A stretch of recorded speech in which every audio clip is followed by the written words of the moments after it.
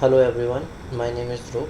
I'm an intern at Lexus and Company, and today in this video we are going to talk about personification of rivers, and which further leads to the topic that whose rights are we protecting.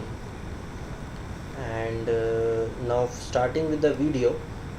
So in 2017, the Wangoni River in New Zealand was given the status of a legal person, entailing a long battle fought by a Maori tribe to protect their spiritual ancestors. Now, by giving this status of a legal person, the river was granted with certain rights which a person has, which a normal person has, and which made it easier to call for its protection by invoking the legal person's rights. So, these cases were defended by the two guardians, the tribe and the government. A similar case which was found in Uttarakhand High Court in India and giving the status of a legal person to the river Ganga. Now, a right means a protection to the interest of a person that are attached to a thing or the person themselves. Now, we as humans depend largely on water bodies for sustenance. So, now the question here comes is, are we ultimately giving water bodies rights in order to protect the river or the interests of the human beings? Is it correct ethically or morally or legally? Now we will discuss one by one all about this. So the idea of personification can be traced back to the Greek times, and in India often religious values are attached to the rivers as they are considered sacred, but some rivers are considered holy, wherein traditions dictate that bathing in sacred rivers washes away one's sins. And this belief is going from a very ancient period of time.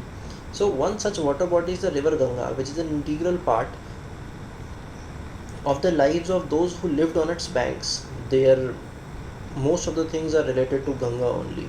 So river Ganga has helped many people in their everyday lives, and still this belief is going on. So thereby rightfully earning the name Ganga Ma, which means the river. They consider and they address the rivers as their mother. So river Ganga's role in their everyday lives and value systems of people led to the government taking an action on degrading the state of the river, especially the pollution of one of its tributaries, the Yamuna. Now, Yamuna is one of the tributaries of Ganga, as we mentioned. So, the Ganga has in fact launched a Save Ganga Mission plan, and where it sanctioned lots of fund to be in the holy water, which is contaminated due to human bathing, throwing industrial waste, or dumping kerosene and human waste also. And even some people go and bath there, make their animals bath in the Ganga. So with all these human activities, the pollution and everything, the water is very polluted there. So it is safe to say that there is a shift from the moral duty to a legal duty in preventing water pollution. Now, deliberation still lies on the question that of whether this right of river comes under the interest theory of the humans in the rivers, and no one can violate the same by polluting the river, or the theory of the rights. So, according to sociological school of law, which is of course in every scenario they are there, and rights can be given to rivers in order to protect the vested interests of the society in these water bodies.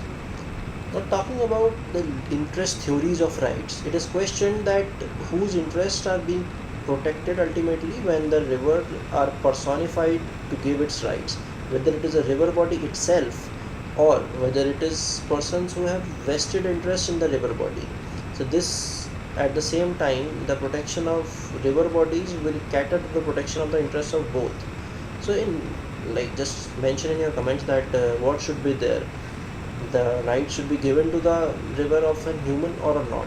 So if now further continuing with the video, if rivers were given rights to protect themselves, it would be to protect themselves from pollution caused by humans, because the major point that affecting our rivers or which is degrading our rivers are we as humans only. So giving them rights would mean that people who bath on the banks of river, people who perform their religious activities, their religious rites, these rivers, people who survive on the water bodies of the water and they shall be legally liable. This is what giving the water bodies as human rights means. So it will become the obligation of the state to protect the interests of the water bodies and the environment at a very large scale. Now, to protect the environment not as a matter of responsibility of humans but as a matter of rights of a water body, which are two different things. Because if we say that if we protect the water bodies as a matter of responsibility, so it becomes our moral duty. But if we protect themselves as a rights of water bodies, so it becomes our legal duty, and there is a difference between our moral duty as well as our legal duty. On the other hand, if rights are conferred upon the rivers as a means to protect the vested interest of humans, it will mean that protecting human activities that actually contaminate the water will it be the corporates or the human that depends and on the water bodies, and they have their major role in contaminating the rivers. So there is difference between these two approaches, and the state, talking about the state, so the approach in the way that state would want to look, they can, and water body is an entity in itself or it is considered as a human being. So now, according to legal jurisprudence, it is yet to fully develop to protect the rights as an independent legal person, and hence become a point of discussion. Now, being discussing it and keeping it till here only, I would further like to expect, and I hope that you people would mention your reviews, your opinions by replying to this video in the comment section or making another video of yours. Thank you.